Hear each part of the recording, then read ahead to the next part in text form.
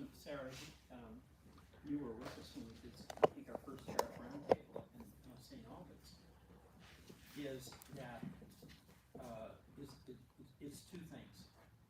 Number one, it increases expense, which eventually has to be passed on to customers, so it's gonna add to, the affordability challenge.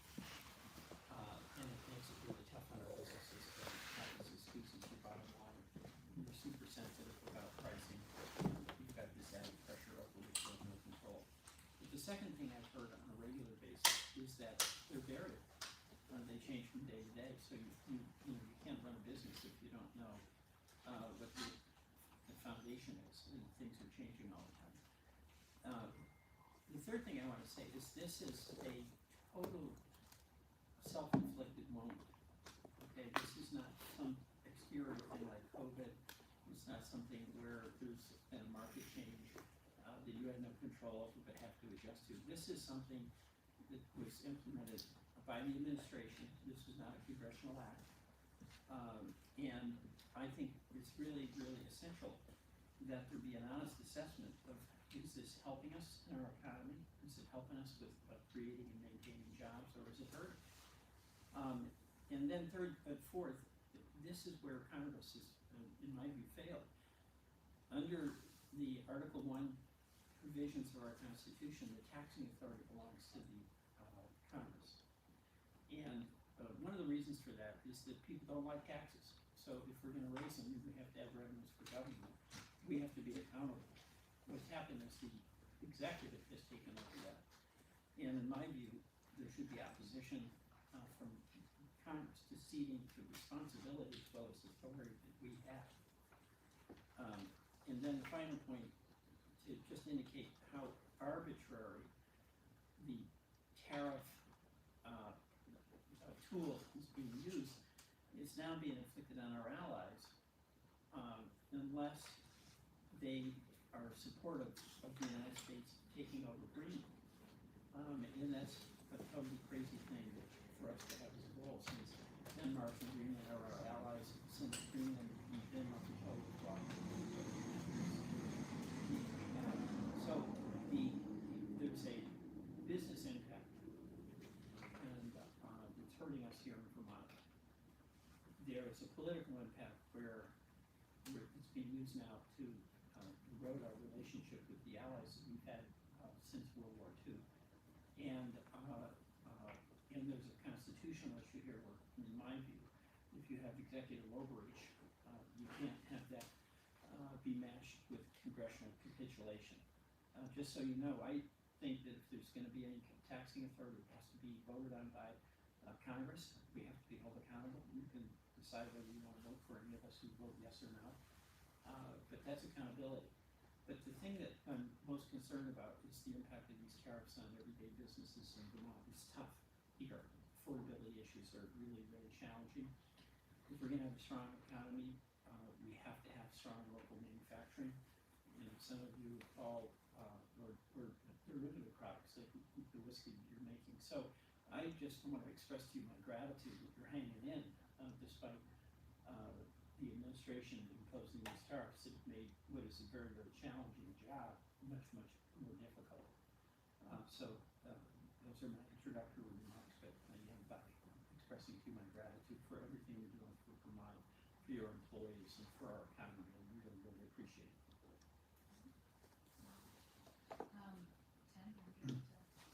Introductions? Yeah, sure. So Tim Tierney, I work for the Department of Economic Development and the Agency of Commerce and Community Development. And my job, I'm Director of International Trade and Business Recruitment, where I actually go out of state, out of country to do foreign direct investment. Before a year ago, I was really focused on exporting and recruitment.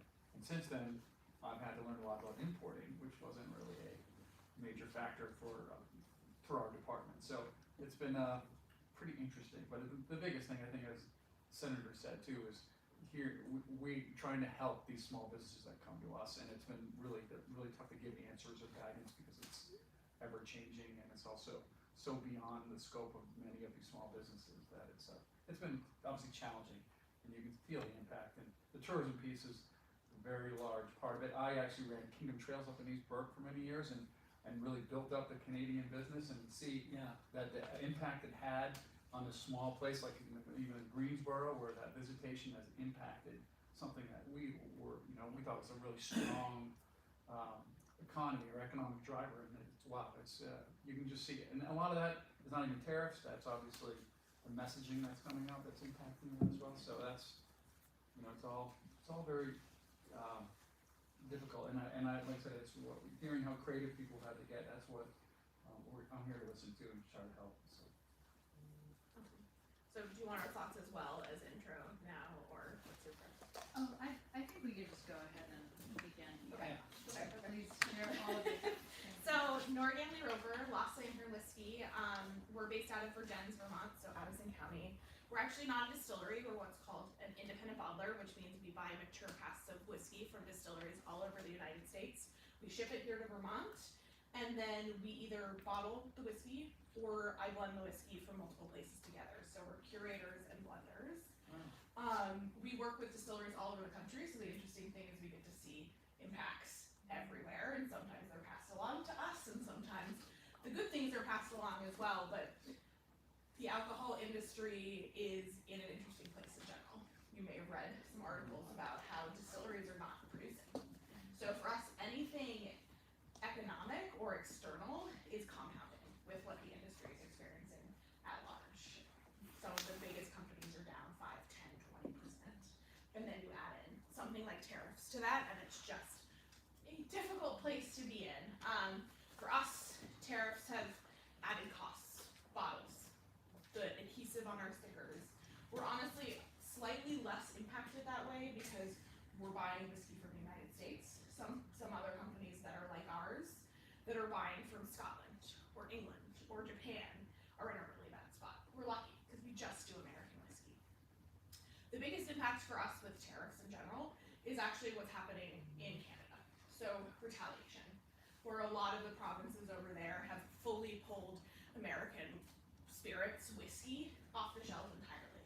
It actually meant that our Canadian porter has effectively gone under because they were working with only American companies. so the importer in Canada Into Canada has gone, has stopped working in the province that we worked in.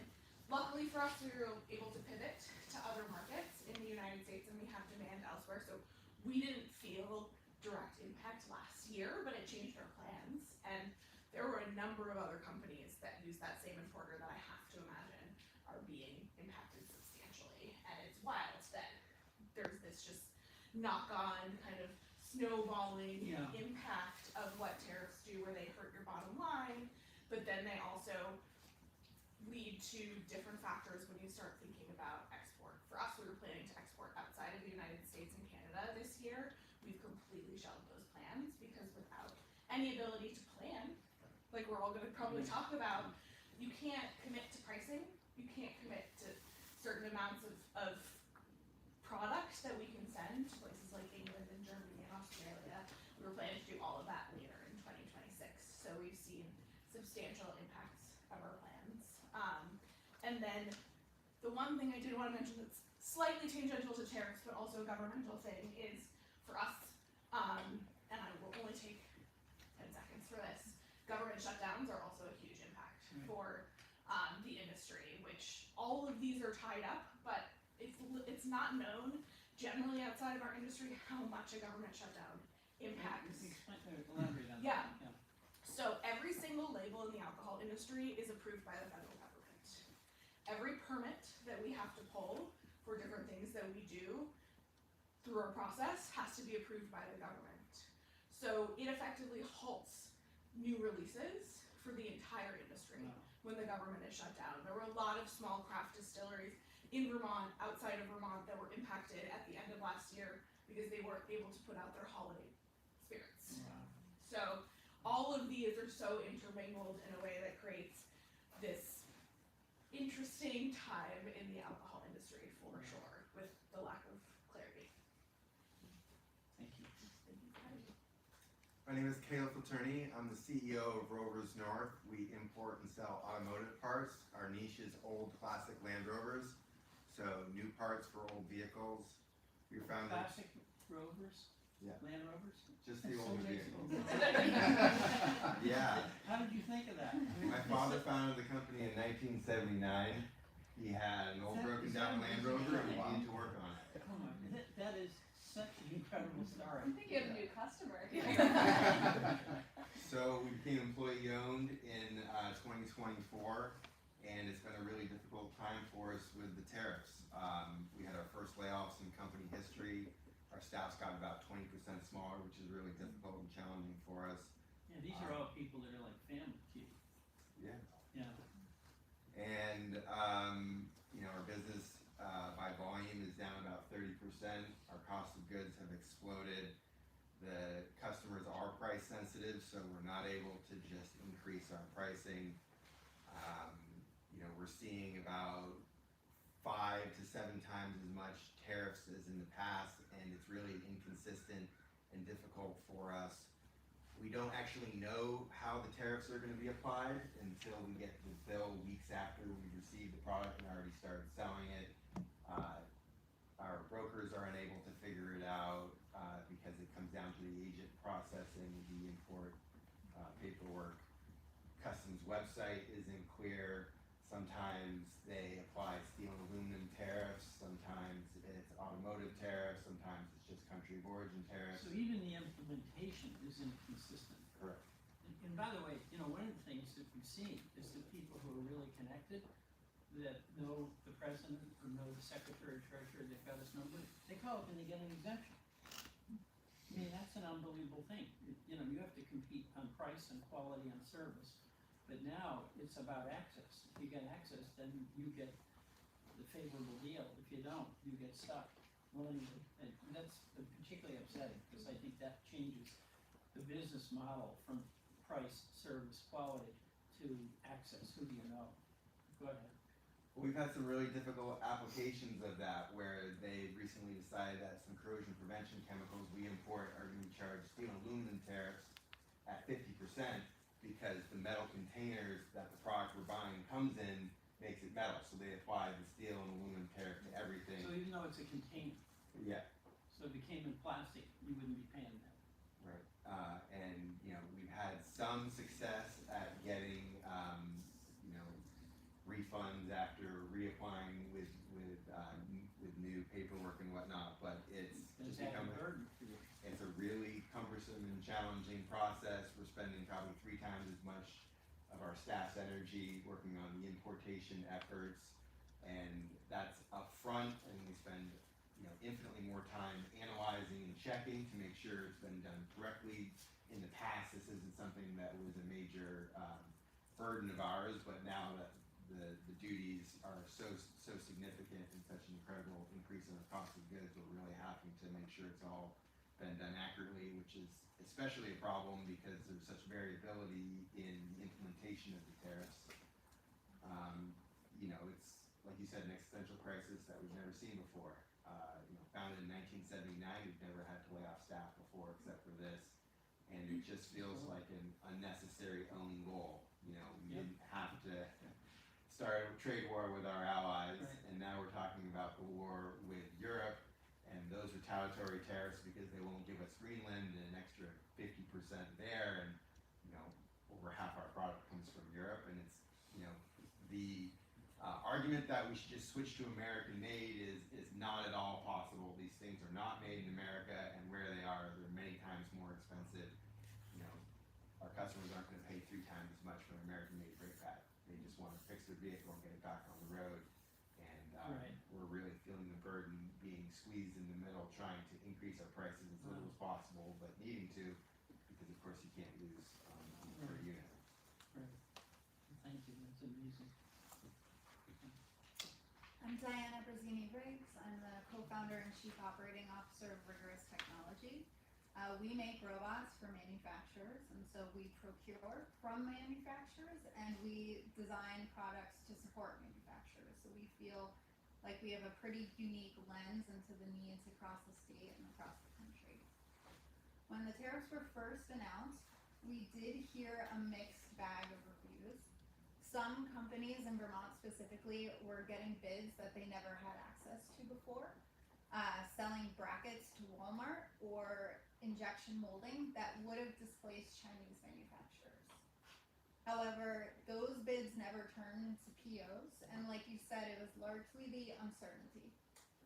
Businesses who are manufacturing, as well as those who are buying products, are having trouble making large changes because they don't know where we're gonna land when it actually sets out to dry. At the same time, you have companies across the country announcing multi-billion-dollar investments in US manufacturing. But the reality is, over the last 9 months, manufacturing has had consistent declines.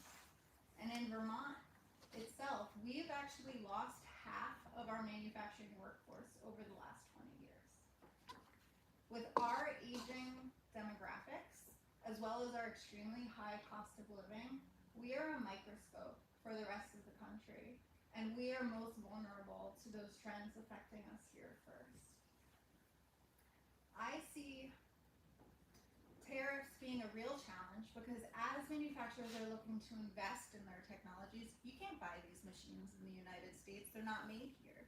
And so when you're buying a multi-million-dollar machine with an unknown added price tag, it just leaves everyone in a holding pattern.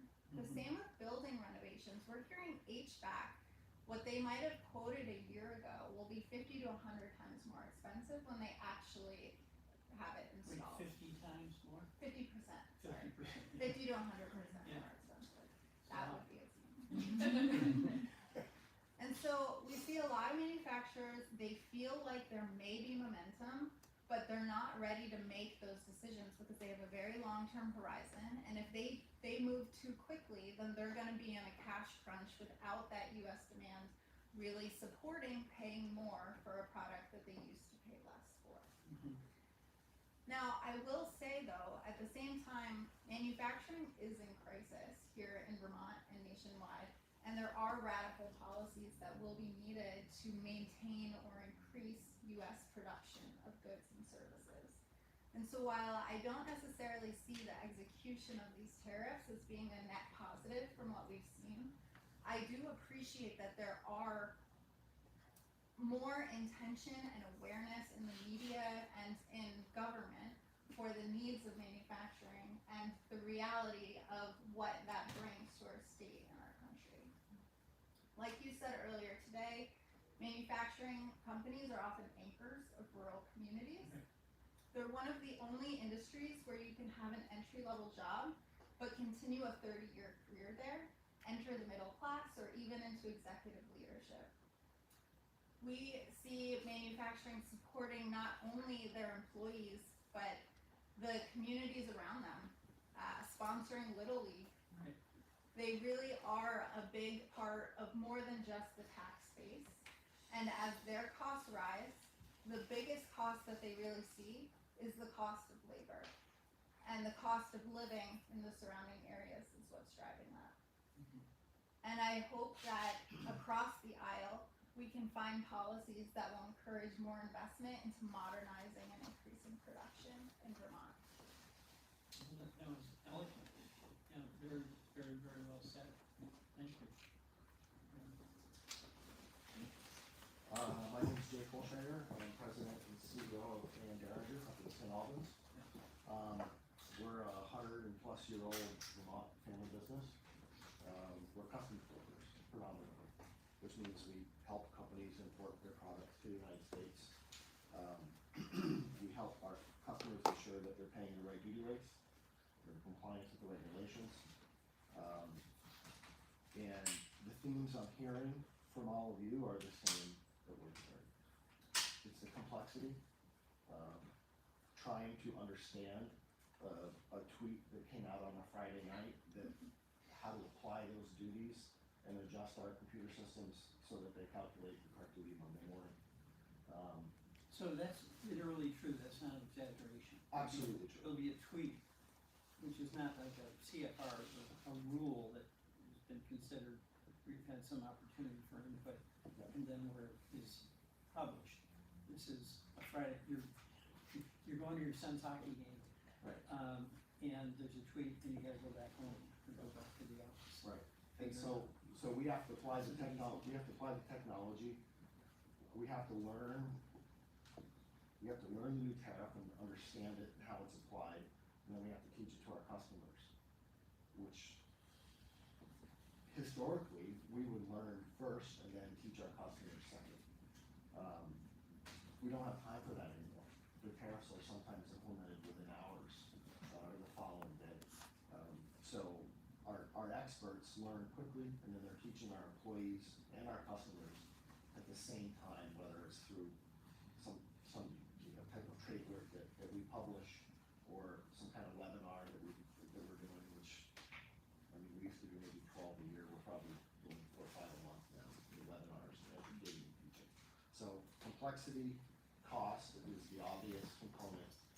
Predictability is another large one that we're hearing. The ability to forecast is gone. It can change on a whim. And, so we're seeing all three of those come together to Right. really create this, a really strong storm, And, there were all these kind of sentiments towards the end of the year that the industry has kind of started to understand how to adjust to the tariffs, figuring out how to work it into some of their contracts,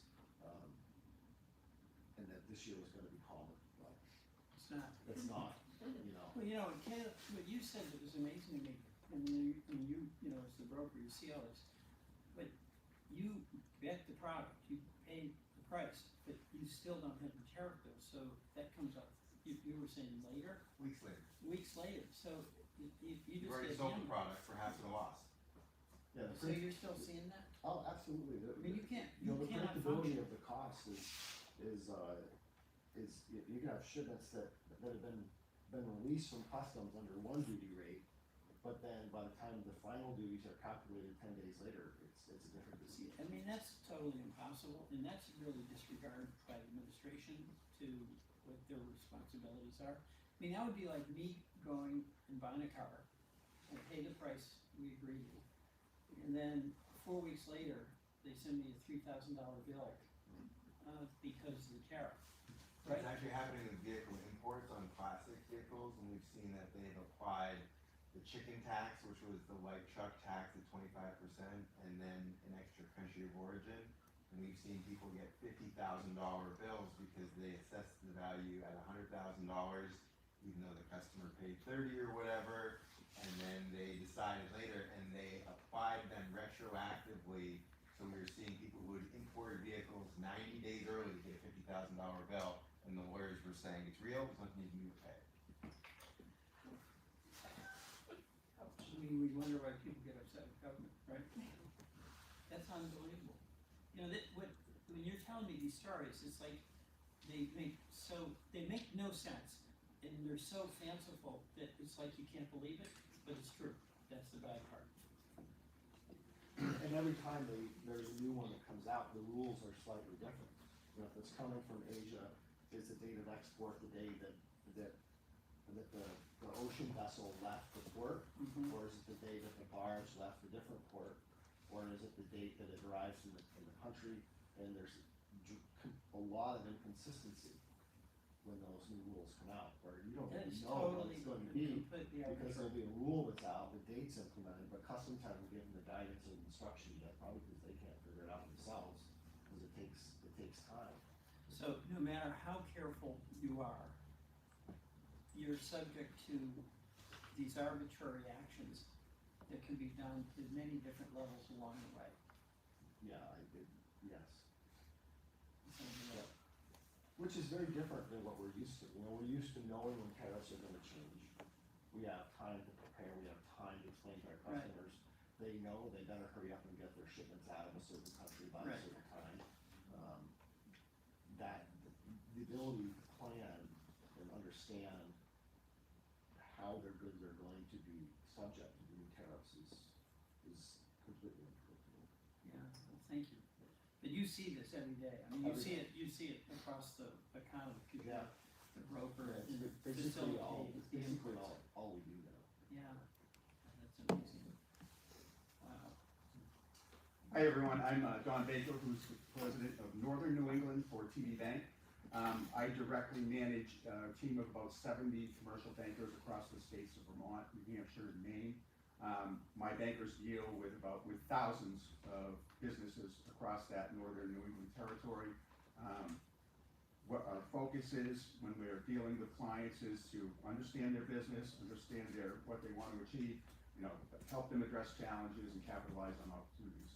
And the tariff situation presents a lot of opportunities for us to help them in that regard. We have about 1,000 of those businesses that are based in the state of Vermont. We're working every day with those businesses that run the gamut from the smallest businesses in the state to the largest. It cuts across almost every industry you can imagine: manufacturing, tourism, agriculture, and beyond.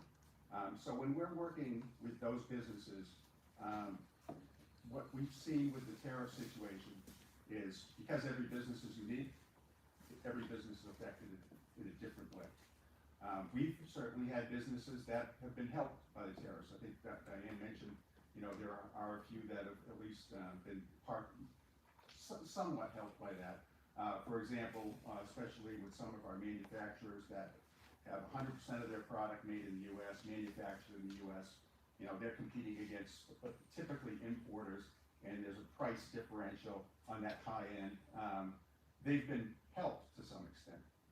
But of course, we've also had many of our clients in situations like we've heard about today that were negatively impacted. I have several examples, but I think we've had some great ones already, so I won't go into those. What we've seen more than anything relating to the tariff situation is, because we're talking to business owners and managers every day, what we see is the biggest complaint is the consistency of policy and the regulation. The more that you have uncertainty in that type of policy making, the more you have this, externalities that impact their business decisions, and and things that affect them, that they are beyond their control. And as Jake mentioned, often change. The lead times on some of these projects, you have to order supply, sometimes a year ahead of time. You ship it overseas, and if the rules are changing while it's en route, all of a sudden all the margin in your contract could disappear overnight. That is astonishing. The story with port, was it the barge or was it the ocean-going vessel? I mean, you're just at the mercy of who knows what. And that, I just can't imagine, in the case that you mentioned, of people getting this bill after the fact. Just, it's like you kick in the stomach, and there's nothing you can do. Unbelievable. Now, fortunately, my team of bankers have become experts pretty quickly in terms of certain strategies that businesses can take to mitigate some of the consequences, but you certainly can't eliminate them. And there are some things, as Jake mentioned, that are beyond your control. One of the things we mentioned is talk to companies like Jake's, and so that is, a first step. But we've been successful in really ameliorating some of that damage when we've worked with clients early on these actions. One of the things that I wanted to bring to your attention, Senator, we have our senior economist from TD who's going to present at the Vermont Economic Conference next week. So he's done a lot of research getting ready for that presentation. He's given me a sneak peek of some of his high notes, and of course he's going to be touching on the tariff policy. And one of the things that he brought up in terms of his conclusions that I want to just pass on, his data indicates that the biggest economic impact in Vermont is actually an indirect impact from the tariffs, and more related to the overall trade policy that we've recently moved to in the U.S., and that is the impact on tourism. Because tourism makes up 10% of Vermont's GDP, it's a big component of our economy, and with Canadian traffic being down 30% year over year, those tourist dollars aren't coming here, and when you do the math on that, it's a tremendous economic impact on the state's economy. Yeah, and that's not just the tariff, that's the insults. Right, it's more relating to, it's the tariff and beyond in terms of the sentiment that has been relayed to some of our, foreign friends. Yeah, we got together with a lot of folks from the tourism and hospitality industry up in Newport, and there was a lot of heartbreak there because our Vermont tourism industry not only depends on our Canadian visitors, but they have a lot of repeat customers that they like to save, you know, it's kind of what gives you the joy of your work. People are glad to come down to Hill Farmstead, or to Jasper Hill Cheese. Those two were mentioned in the New York Times article today, made the point that New York Times confirmed it's going to be enforced. Yeah. Morning, everyone. I'm Sarah Muirhoff. I'm with the Associated General Contractors of Vermont. We represent more than 200 companies in the construction industry, so that's general contractors as well as affiliated businesses throughout the entire state. I will say for the construction industry, we have not seen the kind of worst case scenario, I would say, that was feared a year ago today. We have not seen this, you know, exponential, incredible price increases for materials across the board that were really, really feared. Particularly, I will say, those working with Canadian timber were scared out of their minds, really, a year ago at this point. What has been an incredible issue is this kind of 1 foot in, 1 foot out, hokey pokey of it all. The fact that it's this push and pull and the uncertainty, as so many of you have already mentioned. In construction in particular, and especially in Vermont, I would say, where it's in such high demand, you are drawing up contracts and, you know, laying out your price estimates and agreeing to those a year plus in advance. And when you don't know how much your timber is going to cost a year from now, or your screws, or your pipes, or this, that, and the other, it's incredibly hard to confidently put those numbers to paper.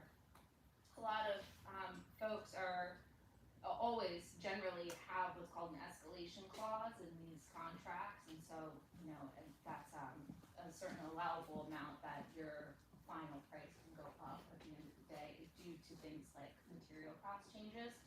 That being said, it was mentioned earlier, people have a pretty low threshold at this point because of the cost of living crisis. But, you know, what you said is where everybody's on hold, because if you have an escalation cost, it gives a little bit of security to the seller, but it gives an immense amount of insecurity to the buyer. Exactly. So then you stand still. I thought that was a pretty compelling point. And so it's a roll of the dice, really, when you're drawing up these contracts and you're trying to, you know, feel out what is an appropriate escalation clause that's going to protect me as the general contractor, but also the, you know, buyer at the end of the day that they'll actually agree to. You know, an average Vermonter, especially if we're talking the home construction market, is not going to swallow, you know, an out of this world escalation clause, even if it's the safest thing for a contractor. The other thing that, I'm so lucky I got to go last because I get to piggyback off of everyone's very intelligent comments, but I think we all here could, you know, agree that American manufacturing it's a great idea. We want American jobs, American made products. Easier said than done, right? And I'm sure Diane can speak a lot to the kind of capacity for American manufacturing at this point in history. I can say you can look to the construction industry as a sort of crystal ball of what that kind of looks like, because so many contractors, if you're working at all with federal money, so if you have, you know, federal grants for a housing project, or really most every major transportation or infrastructure project, you're already responsible to abide by BABA, Build America, Buy America. And I hear from my contractors that BABA has had immense complications with supply chains and just wait time. If I may read something that one of my members sent me, he told me we struggle with the cost of materials constantly.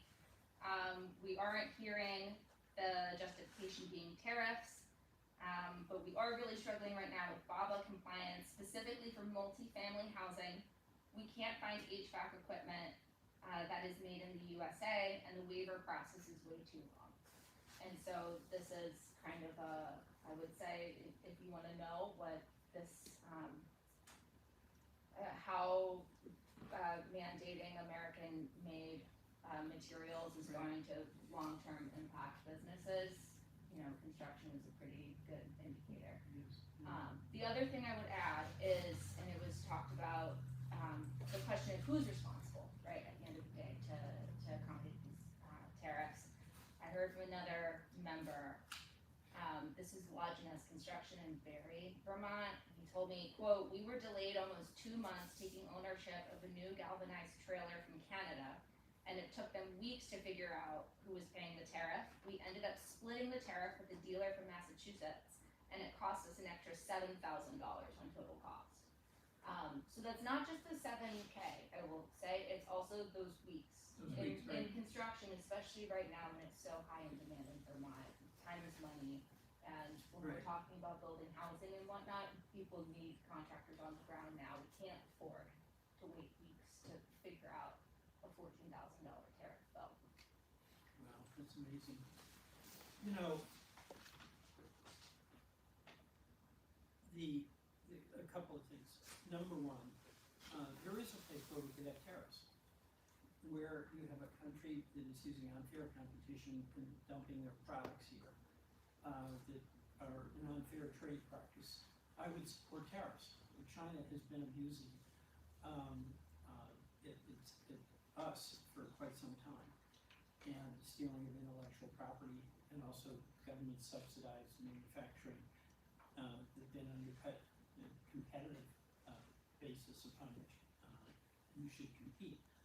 So there is a place, but it should be specific, and it should be voted on by Congress. And I would support tariffs when it was addressing an unfair competition from another country. But what we're seeing here with the tariffs, according to everything you say, and your experience, is that it's hurting American business. And it's both because of the cost that goes up, but it's also because of the incredible misadministration of the tariffs. You don't know what it will be. Again, you wouldn't buy a car. Your folks with the Rovers, I mean, that's a specialty thing, and those are iconic. But most of us, we need a car to get from here to there, and we might fuss about which kind of car we want. But I wouldn't buy a car if, 6 weeks later, we get in the mail and notice we have to pay another $5,000. I mean, that, for a Vermonter, that's a big deal, right? So what you're telling me is just really shocking about even the administration of it. The cost is a burden. You've got to deal with that, and it's hard to. But if it's known, at least you know what you're dealing with. But the arbitrariness of it, or the complexity of it, and your story about whether you don't even know the date on which the tariff will be assessed, and it matters whether the product is on the barge or it's on the container ship, or you're getting with using barrels to get your product there, and you're not buying barrels. That was that corrosion protection. The corrosion, that would be, yeah, I guess, I like whiskey. Very nice, yeah. Well, the other thing that hasn't been discussed is the currency. We used to benefit from the American dollar being the global, financial currency of choice, a strong dollar, and it's been steadily eroding. And while our president likes to say that we've been taken advantage of, I think it's quite the opposite. That we've been receiving significant benefits by the whole world trading in U.S. dollars, and it seems like the evidence is suggesting that we're going to lose that advantage, and the dollar is going to continue to get weakened as we're no longer a reliable trading partner. Well, yeah, you're getting it. I do think that's right, okay? And I think, what's happening now with us just with having the tariffs at university, all my colleagues have similar stories. Whether they're in, I have a Republican conservative colleagues, Democratic colleagues, but if I ask my Republican colleagues, they have businesses like yours in their states. And I'll go talk to them about this meeting. And I'll just say, I'm just kind of curious. We were talking to a whiskey manufacturer, and here's what they told me. What's the situation for your manufacturers? They'll tell me the same thing. You're not unique. What you're doing and what you're contending with. There's counterparts in very red states that are doing the same thing. It's not about what your politics are. It's about what your responsibility is to make your business survive, hopefully thrive. So this is all counterproductive, and that's what mystifies me. We're doing something that's really hurting our own businesses and our own, you guys provide jobs to people in our community. And we should be doing everything we can to make your life easier, not harder. So these tariffs are really upsetting. And I get very upset in my job, because our job is on public policy, and we do have the responsibility in Congress to decide yes or no on taxes, and a tariff is a tax. And that's in the Constitution, that's not Peter Welch saying, okay, that's what our job is. And for us to be basically turning our back and not demanding that we vote on these things is really wrong. Because I think if we had to vote on these before they went into effect, then my counterparts, I'd be hearing from you. You'd be saying, Peter, here's what's at stake, right? And I listen to that. But I know my colleagues would too. But if we don't have to vote, then, and we just have to get in line, then that undercuts our ability to protect and help our manufacturers. So, it's not clear where this is going to go, but I am seeing increasing concern among my colleagues, and we had a vote in the Senate to repudiate some of these tariffs, and we did get some bipartisan support. It didn't go anywhere in the House, but I think that's the direction we've got to go, because this is just doing too much harm. And I think the recent tariffs that the president is talking about that would go be imposed on our long-standing European allies to facilitate the president's unilateral desire to take over Greenland, I think it's going to get you get more people talking about what's going on here, okay?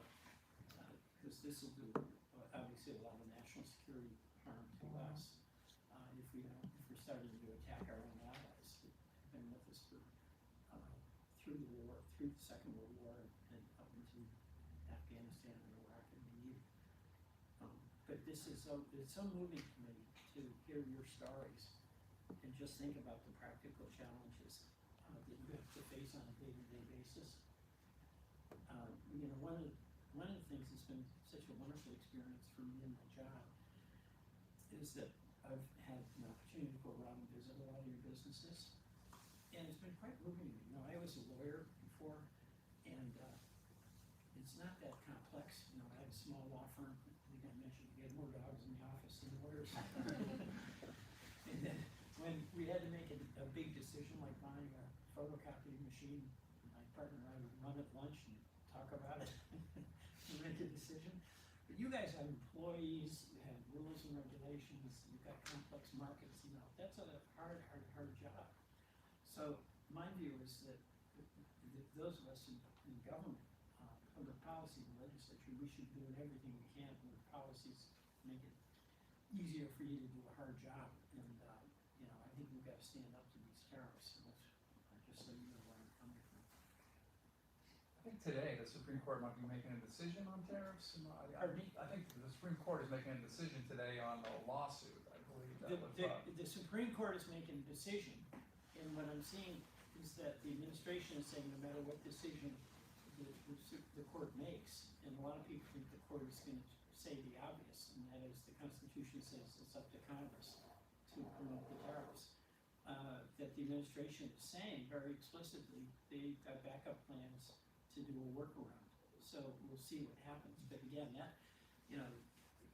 there's an important issue here about how our democratic society is governed. And we have three branches. It's not to make it easy. It's that there be checks and balances so that there's not an accumulation of excessive authority in one branch or the other.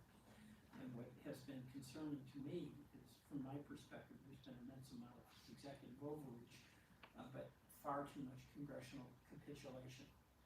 And there's no more clear example than the tariffs, where that is in the Constitution, that it's our job to say yes or no. And we haven't done that. Now, many of us want to, but we've got to get some more votes that stand up to what I regard as executive overreach. But what's so compelling to me is not an abstract thing. It's a real consequence to real Vermont businesses and you all have given these extraordinary examples. And for what purpose, you know?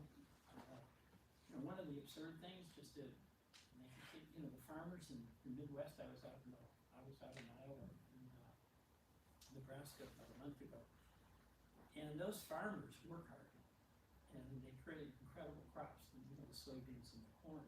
They've lost their markets. And now, what the administration is doing is taking revenue from tariffs to subsidize the farmers. And the farmers tell me they don't want that. They don't want a government handout. They want to be able to sell their product. So they don't want the government destroying markets. They want to be able to sell. They don't want a handout. And I think that's, most farmers, I think, are the same way. Pretty independent, pretty self-reliant. They want to make their own way. Work hard. Nobody's afraid of hard work around here. But you can't have the deck stacked against you. So we'll see where it goes, but it's an ongoing battle. And as I say, one of the things that's upsetting to me is that, it's very partisan sort of scene that we're in, and none of us like that, really. But there's such opportunity here because everything you have said, I don't know any of your politics, it doesn't matter. You're talking about what you have to do today to make your business operate. And it doesn't matter whether you're liberal or conservative, you've got an obligation to your company, to your workers. And if we all understood that in Congress, then we'd be trying to help the people that we represent. So that's my lament. I'll get off my soapbox on it. I really do admire you, what you're doing. Yes, go ahead. Yeah, and to bring up what Jake was saying, the complexity, and you just mentioned the complexity of these small companies in Vermont, or large companies navigating this morass of details and ever-changing world. And I know that we, at our department, proposed a way to actually, through congressional direct spending, to actually create a cadre of experts, including like A&M, Derringer, lawyers, and legal, trying to put it together so people could help navigate this world. And also, we don't know what's going to happen with the USMCA, which is up for renewal, and that's going to be people navigating whatever happens there as well. But coming up with that, and I don't know where that stands, obviously the government shutdown did not help with the congressional direct spending requests, or where that stands. But, well, we're starting to get back on track on some of the budgetary issues. There's in the Senate, there's pretty good bipartisan cooperation on the Appropriations Committee between Senator Murray and Senator Collins. There's a number of us there who'd like to get back to It's absurd for me to be saying this, right? Because isn't it like our job to pass the budget? So, we get this world where a miracle, we passed the budget. No, that's your job. Get to work. But there's a number of us who want to do it on both sides of the aisle. But this tariff is a real battle because it's the favored tool of the president. And as you've seen, he's using it everything from the original, started out with, I think, legitimate concern about China dumping products here. But now it's about getting Greenland. It's about going after Brazil because their judicial process had an inquiry into their former president for corruption, right? So we're tariffs for the United States to get a judicial outcome that our president wants. That's not the point of tariffs. Or to get Greenland, that's not the point of tariffs, okay? Legitimate tariffs would be about defending American manufacturing against unfair competition that's promoted by a government. China is a good example. So, I so appreciate everybody taking the time to come here. It's important what you do, and we have to have manufacturing in the state to have strong communities and to start dealing with the affordability crisis. Absolutely. I got an Uber driver that came up with today and from my house, and we were talking, and when I first started in politics, I was in Wizard County, Springfield, Vermont, we had 5,500 machine jobs here. And, it was a thriving community. Folks got a good vacation. A lot of folks had a deer camp or, camp, a modest camp on the pond. town somewhere, save a little money for kids to get educated, and every single one of those jobs is gone. And that's bad for us, you know, so even with the rural economy, where, you know, farming is obviously under a lot of pressure, but where, even when it's doing well, it does well because there's also a manufacturing base. You know, strong rural economy is diverse. And that expertise ahead. is not coming back, you know? Yeah. As that generation retires and Yeah. as those jobs go away, we're not bringing more people into it. So it's not like we can just place more manufacturing facilities in Springfield and expect the population to be able to keep up with that level of productivity, Right. or even be paid the same amount that they were paid while they were able to have a deer camp. People are struggling to find places to live within an hour of where they can actually find Right, jobs. it's awful. Yeah, no, I tell a story, you know, when I first came to Vermont, you know, I got out of law school and I had a chance to work at K Street and Wall Street, but I wanted to have my own small firm, and I came to Vermont, and ended up on Bridge Street. But my first job was $9,000. I was a public defender. But my first apartment was $135, and I didn't have big student debt. You know, so Peter Welch today, you know, when you do what I do, how did you do it with the student debt, with like expensive housing, you know? And we got to deal with that as a state and as a country, really. One thing I would add on the note of tariffs too, that I feel like is kind of the undercurrent of all this, I didn't hear like overtly said, is this is so much harder on small businesses Yeah. to navigate. You don't have the infrastructure. Exactly. Right. Or you know, if you have a larger margin, then you can, a $7,000 surprise bill is not going to be nearly as harmful to, say, a large firm with hundreds of employees than it is to the, you know, 25 employee shop and dairy. Right.